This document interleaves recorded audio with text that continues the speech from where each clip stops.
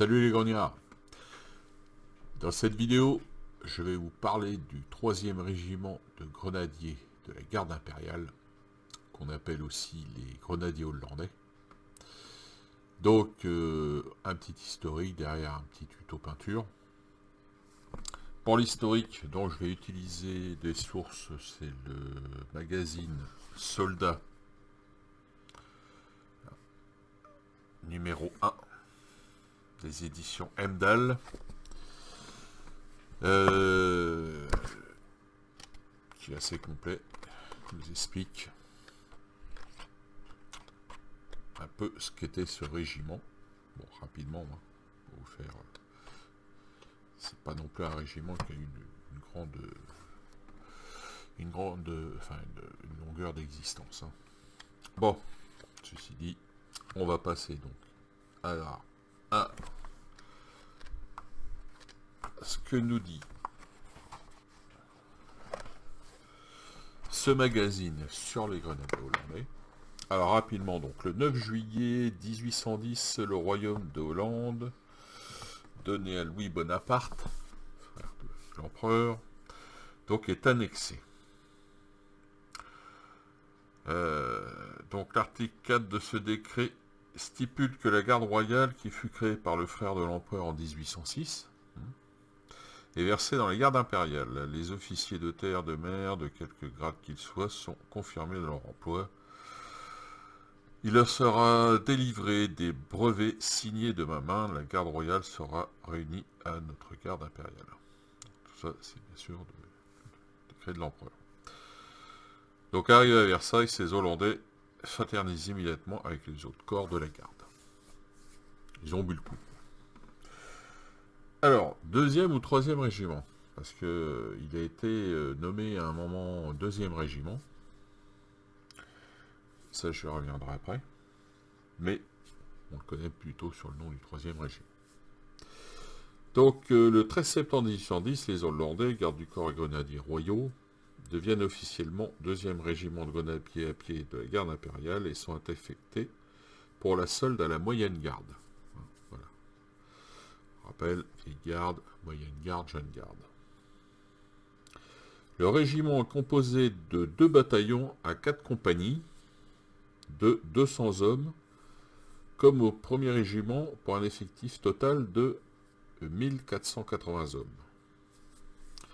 Le 18 mai 1811, l'empereur procède à la création du 2e régiment de grenadiers français et fait passer le 2e dit hollandais au 3e rang. Voilà. 2e parce qu'il n'y avait qu'un régiment de grenadiers de la garde. À la création du 2e, donc il décale et devient 3e régiment. Le 30 juin de la même année, le régiment reçoit son drapeau, marqué du chiffre 3, l'emblème restera au dépôt. Donc là, il est resté au dépôt, en fait. Il ne partait pas en campagne. Affecté à la 3e division d'infanterie, vieille garde, à la brigade Michel, général Michel, les 1206 grenadiers hollandais partent pour la Russie avec les 2 autres régiments de grenadiers de la garde. Donc la bataille de Krasnoé, je suis pas sûr de la prononciation, puis l'affaire, alors là c'est compliqué, Douarobo, met à mal le régiment qui disparaîtra pendant la retraite. Il y a un témoignage là-dessus alors je sais pas si c'est le sergent Bourgogne, hein, qui en fait voit passer le régiment hollandais, ils sont plus que même pas une douzaine, je crois. L'article 11 du décret du 15 février 1813 dissout le 3e régiment grenadier dit hollandais. Les survivants sont versés dans les autres régiments de grenadiers. Voilà, donc c'est un régiment qui a eu, vous avez une durée de vie réduite, en fait 3 ans. Il a fait qu'une seule campagne, la campagne de Russie. Mais bon, grande campagne quand même. Pas bon, il était à la Moscova, mais bon, comme le reste de la garde, il n'a pas donné. Hein. Il n'a pas combattu. Par contre, oui, il a combattu une bataille, Krasnoé et une petite... L'affaire, c'est sûrement... escarmouches. Voilà, donc on va passer, je vais prendre une autre caméra pour vous montrer les uniformes. Quelques petites choses que je peux vous montrer aussi.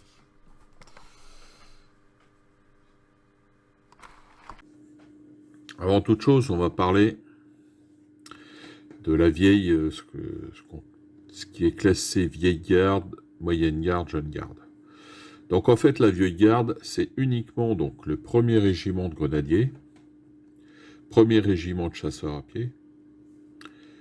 On a les vétérans,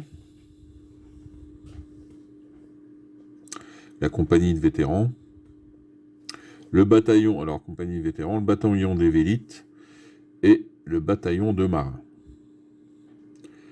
Mais aussi, en vieille garde, on a tout ce qui est donc les officiers de capitaine à colonel des régiments de fusiliers, voltigeurs, tirailleurs, flanqueurs de la garde nationale et sous-officiers des 2e régiments de grenadiers et chasseurs à pied. Voilà, en fait, donc, tous les officiers de capitaine à colonel des autres régiments de la garde sont de la vieille garde. Et donc ainsi que les sous-officiers donc du 2e et du 2e régiment de grenadiers à pied et de 2e régiment de chasseurs à pied. Voilà, donc la moyenne garde, c'est donc le 3e régiment de grenadiers de la garde, les fusiliers chasseurs, les fusiliers grenadiers, on a ensuite les autres régiments de grenadiers et les autres régiments de chasseurs. On a aussi en moyenne garde qui était, quand à une époque, des Polonais, le bataillon d'élite polonais. Et ensuite, bon, tout le reste, c'est jeune garde. Donc, jeune garde, on a donc des régiments qui ont existé, tirail. C'était les conscrits chasseurs qui ont disparu ensuite au profit des voltigeurs. Voilà. Donc ça, voilà pour ce qui est de la classification de la garde. Alors, donc, on passe aux uniformes. Donc là, les uniformes d'officiers. Il vaut mieux partir sur celui-là. Bon, là, c'est selon des sources différentes. Là, ça serait l'uniforme selon Boisselier, donc en 1810, ensuite en 1811. Donc ça, c'est l'uniforme de 1811. En vente du service, selon un habit conservé au musée de Delft. Le drapeau. Donc ensuite, là, on a en manteau, le manteau bleu, tenue de campagne. Alors il est juste précisé que pour le bonnet à poil, évidemment, c'est le bonnet à poil sans la plaque. Il est même précisé que donc il est 1810, donc il a donc avant 1810, le fond du bonnet, le cul-de-singe est orné d'un galon blanc en forme de croix sur fond écarlate, c'est-à-dire comme les grenadiers de la ligne. Donc, et ensuite, à partir de 1811, c'est modifié. La garde... oui, donc ensuite, après 1810, la croix est remplacée par une grenade de fil blanc, comme on le voit sur les figurines Zvezda. Voilà.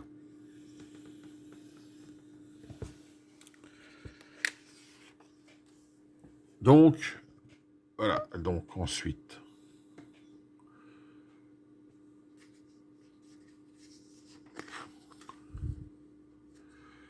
Là, on a les uniformes, donc c'était les chasseurs de la garde royale hollandaise. Hein. Mais bon, ça... Première tenue, les grenadiers. Là, c'est la première tenue. Et ensuite, la tenue qui nous intéresse.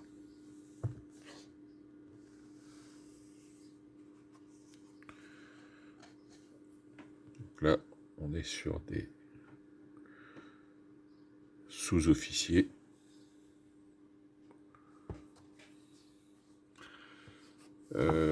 Oui, je ne vais pas parler rapidement, en revenir aux officiers. Hein, vous voyez, là, les cordons et les raquettes sont de couleur dorée, ainsi que les épaulettes.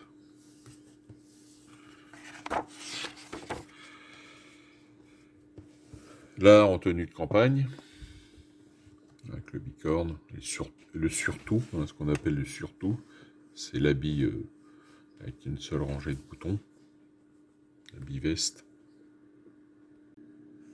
Alors, donc ensuite, on a, voilà, avec le manteau bleu, ce qu'on peut voir derrière, hein, la vue arrière. Ouais, là, le manteau gris, donc on précise que c'est dans les collections alsaciennes.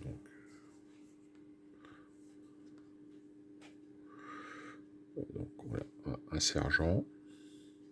Donc avec les épaulettes, vous voyez, mélange de rouge et de doré pour les sous-officiers, alors que le soldat, c'est rouge.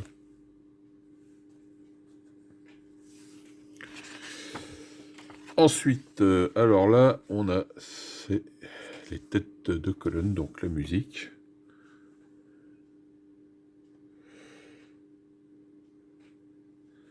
Alors le tambour en 1812.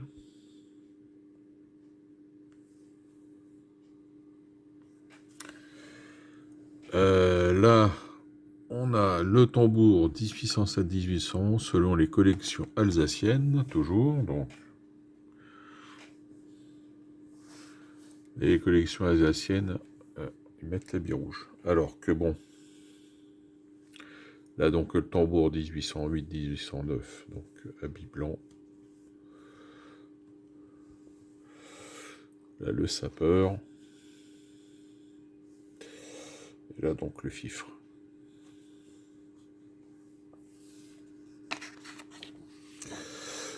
Après, ça s'arrête là. Voilà donc ce qu'on peut dire un peu au niveau historique et donc uniforme sur ces grenadiers hollandais. On remarquera sur les tambours là l'écalonnage doré.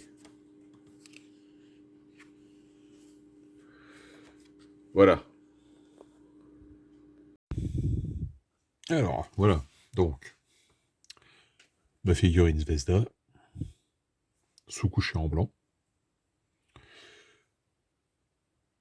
Donc, évidemment, hein, modifié pour faire disparaître la plaque. Donc, je peins sans son sac. Le sac, je le peins à part et je viens le mettre à la fin. Donc, pour commencer, alors évidemment, il n'y a pas beaucoup de couleurs à poser, hein, pour le principal, mais après, bon, il y a les détails à faire. Donc, on va commencer tout de suite par, je vais passer tout de suite à la vie. Donc, un shed, un null hall. C'est un shed foncé, hein, l'équivalent,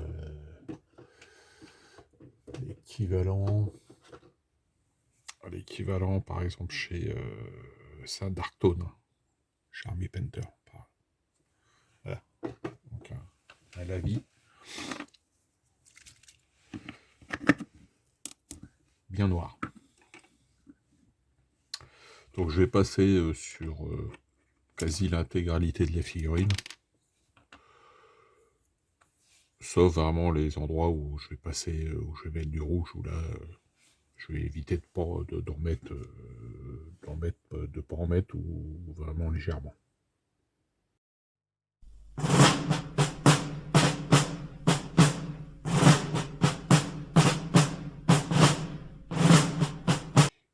Voilà, donc maintenant, on va attendre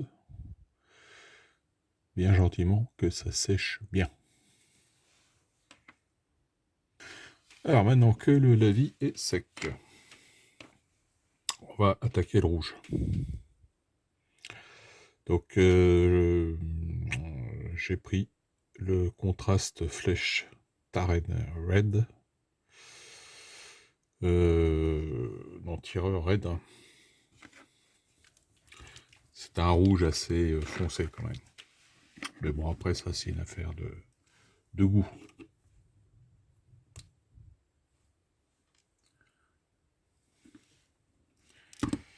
Donc avec ça, on va faire le plumet. Après, donc, tout ce qui est parement de son uniforme, c'est-à-dire collet, revers de veste, derrière aussi, poignet évidemment, pour en profiter pour faire aussi le cordon de sa dragonne, de son sabre briquet. Voilà. Et les épaulettes, évidemment, j'ai oublié les épaulettes. C'est parti.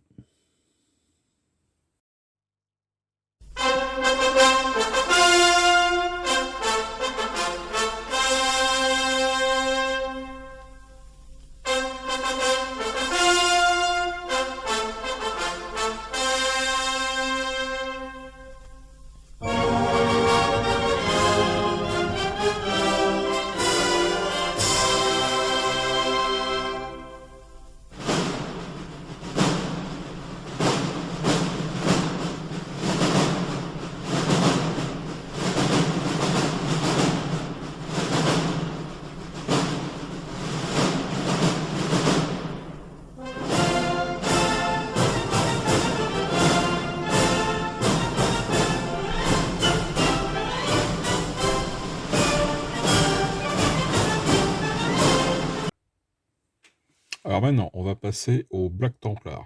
Donc, noir. Donc, chaussures, bonnet, cartouchière. Et les fourreaux du sabre briquet et de la baïonnette.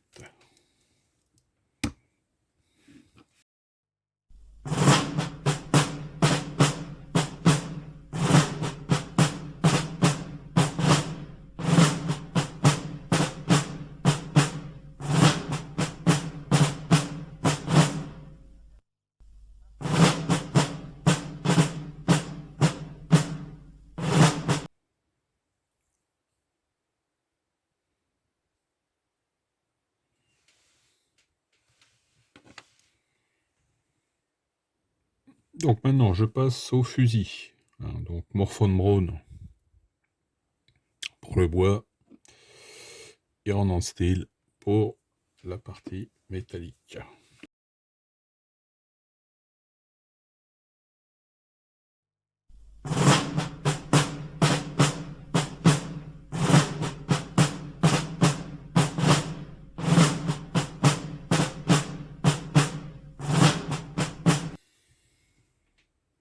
Alors pour le visage, maintenant, un contraste Guilliman flèche, donc visage et main.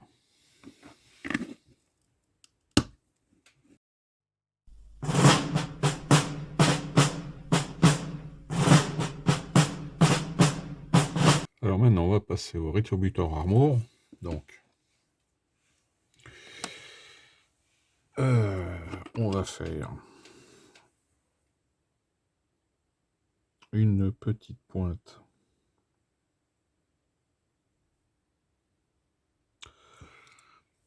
sur le bout de fourreau de baïonnette, fourreau du sabre briquet, et l'aigle et les grenades sur la cartouchière.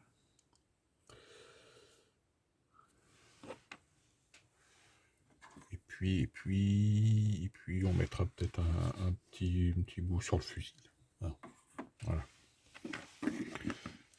Hop.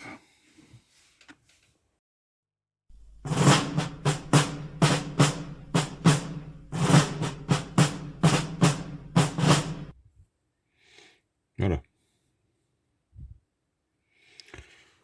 Donc, on va faire le plus gros des aplats. Il restera juste une petite pointe de bleu à mettre sur la cocarde, là.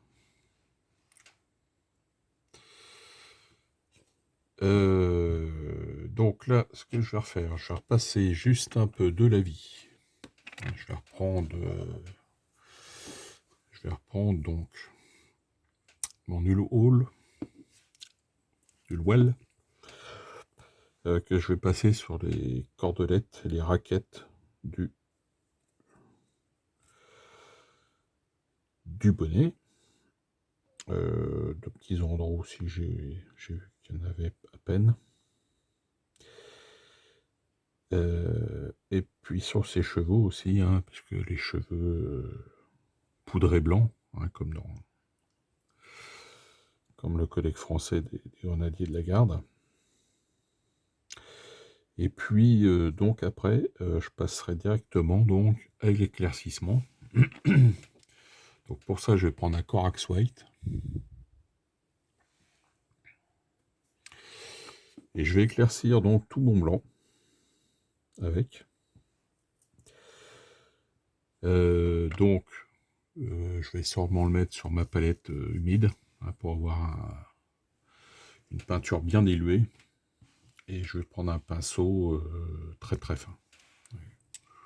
Pareil, les pointes. Ça, c'est celui avec lequel j'ai peint. Et là, je vais faire mes éclaircissements avec celui-là. Donc, une pointe fine.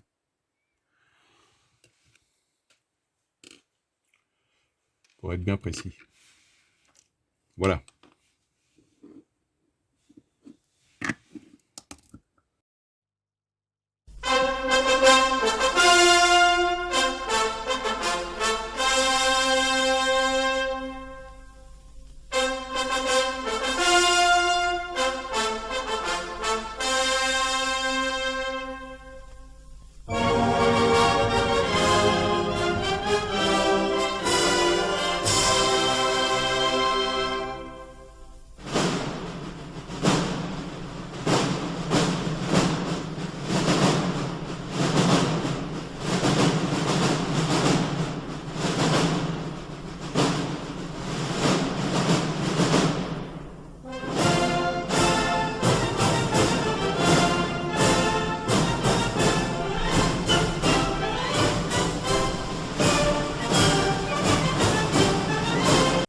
Alors voilà.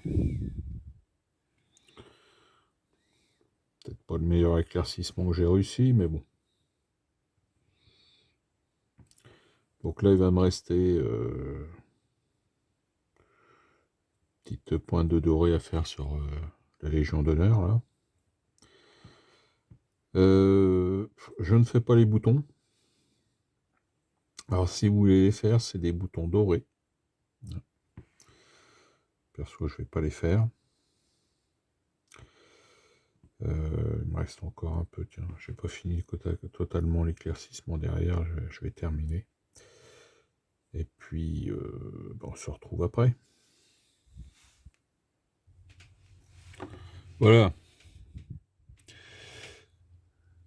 Donc, voilà, j'ai fait les petites moustaches. Je lui ai mis son sac.